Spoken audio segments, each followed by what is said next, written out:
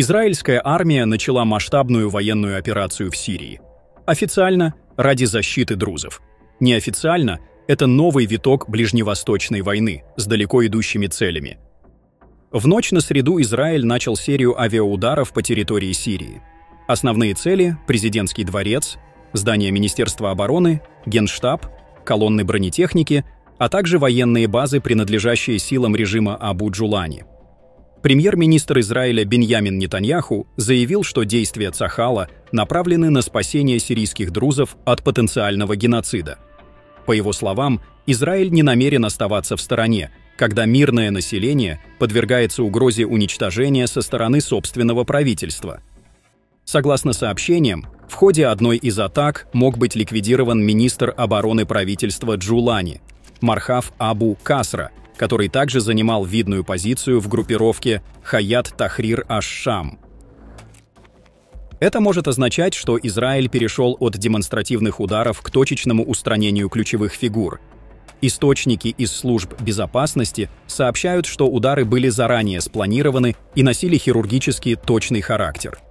Примечательно, что еще до начала атаки Турция потребовала от Джулани покинуть президентский дворец. А гражданские рейсы в Сирию и Ирак были приостановлены заранее, за 2 суток до начала бомбардировок. Израильский телеканал Channel 14 отмечает, что Анкара, вероятно, была осведомлена о грядущем развитии событий. Сирийские государственные СМИ сообщили об экстренной эвакуации сотрудников телерадиовещания, а Министерство обороны Сирии объявило о полной мобилизации. В свою очередь, Госдепартамент США призвал режим Джулани немедленно вывести войска из региона Эс-Сувейда, где сконцентрировано основное население друзской общины. Несмотря на отсутствие официальных заявлений, Израиль начал переброску 2 дивизий на север страны, ближе к границе с Сирией. Передислокация бронетехники и живой силы может говорить о подготовке к возможной наземной операции. В настоящий момент это выглядит как демонстрация силы, но может перерасти в прямое вторжение, если ситуация в Эс-Сувейде продолжит обостряться. Аналитики отмечают, что действия Джулани и его сил по зачистке населенных друзами районов шокировали даже сторонников прежнего курса нормализации между Сирией и Израилем. Окружение, блокада, зачистки и аресты.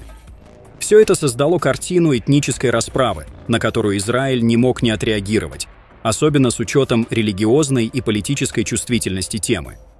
Ситуация напоминает события в Алеппо или Хаме, военные методы давления на общины, которые ранее не подчинялись центральной власти. В этот раз в роли жертв оказались друзы, которые долгие годы оставались вне основных линий фронта. Дополнительное внимание привлек недавний визит главы сирийского режима Джулани в Азербайджан, и буквально через считанные дни после этого Израиль начал военную кампанию.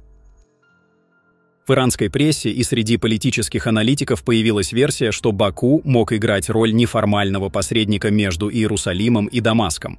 Однако, если такие попытки и были, то провалились или стали частью иной, более сложной геополитической игры. Интересно, что ранее визит высшего руководства Ирана в Азербайджан закончился трагически. Вертолет с президентом Ибрахимом Раиси и министром иностранных дел Хосейном Амир Абдаллахианом потерпел крушение сразу после вылета. Теперь, спустя несколько дней, Израиль начинает военную операцию против Сирии, также сразу после поездки главы режима в Баку. Такое повторение вызывает опасения. Некоторые аналитики говорят, что Азербайджан стал транзитной точкой или даже инструментом в более широкой схеме. В Иране высказываются опасения, что на фоне сирийского кризиса происходит скрытая переброска боевиков с фронтов Идлиба и Аль-Баба в зону, примыкающую к границе между Нахичеванью и Ираном. Это создает риск появления новой ударной группы, способной дестабилизировать северо-западные регионы Ирана в случае внутреннего кризиса. Также обсуждается вероятность перевода курдских боевиков из состава РПК в структуру PJAK, иранское отделение. Это может создать угрозу уже на западном фланге. Вкупе с разведывательными действиями Турции и использованием беспилотников Байрактар и Анка-С, речь может идти о подготовке многослойной кампании давления на Иран. Все это дополняется киберразведкой и, по неподтвержденным данным, технологическим обменом между Израилем и Турцией в сфере киберопераций и радиотехнической разведки. Таким образом, можно говорить о реализации комплексного плана от дестабилизации сирийского пространства до давления на Иран через этнические, военные и прокси-каналы.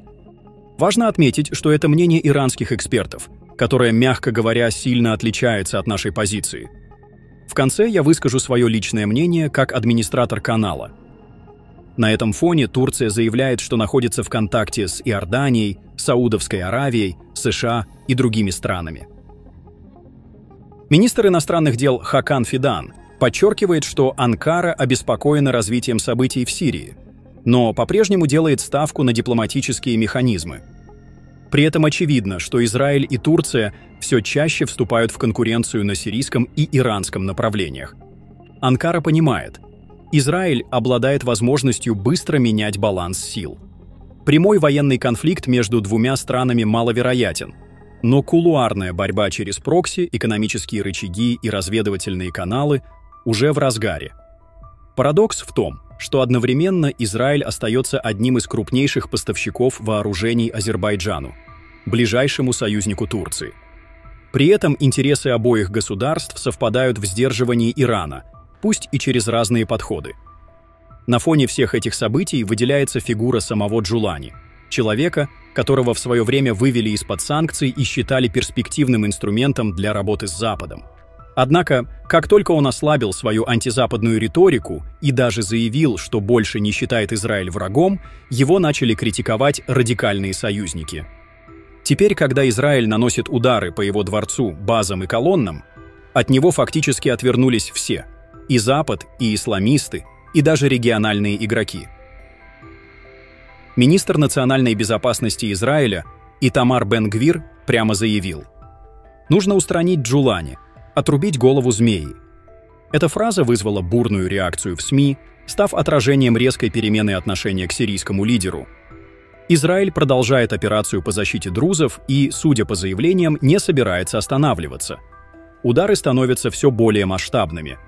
Это уже не символические бомбардировки, а начало военной кампании, которая может изменить конфигурацию сил на Ближнем Востоке. Официально и по факту все происходит под флагом гуманитарной миссии.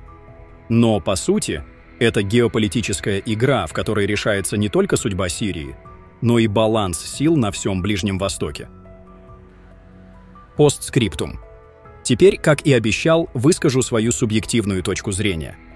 На мой взгляд, у Израиля появился отличный шанс установить контроль над югом Сирии, именно тем регионом, через который ранее планировался так называемый «коридор Давида». Речь идет не просто о том, что Израиль воспользовался ситуацией с защитой друзов, а о том, что на фоне реальной резни, устроенной бандформированиями Аль-Джулани, у Израиля появился уникальный шанс провести гуманитарную операцию и одновременно занять ключевые позиции. В будущем эти позиции могут стать основой для открытия упомянутого коридора Давида. Обратите внимание на эту карту.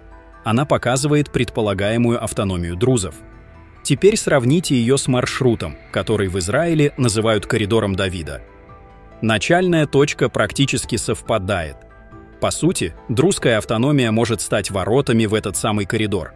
Повторю, это исключительно наша точка зрения, автора канала и всей нашей команды. Мы не утверждаем, что это истина в последней инстанции. Это лишь аналитическое предположение, которое, по нашему мнению, выглядит весьма вероятным. Могу сказать лишь одно. Следите за развитием событий. Конфликт только начинает набирать обороты. Пишите ваше мнение в комментариях и подписывайтесь на наш канал, чтобы не пропускали самые важные и актуальные новости мира и Ближнего Востока.